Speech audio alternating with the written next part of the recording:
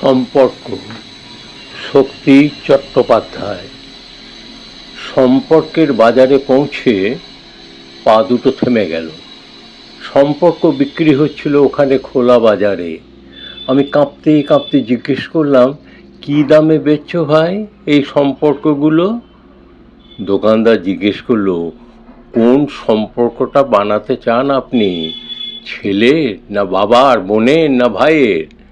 বলুন আপনি কোনটা চান, মানবতার না ভালোবাসার, মায়ের না বিশ্বাসের? বাবুজি কিছু তো বলুন, কোনটি নিতে চান? চুপচাপ দাঁড়িয়ে কেন, ঠিক ভেবে বলুন।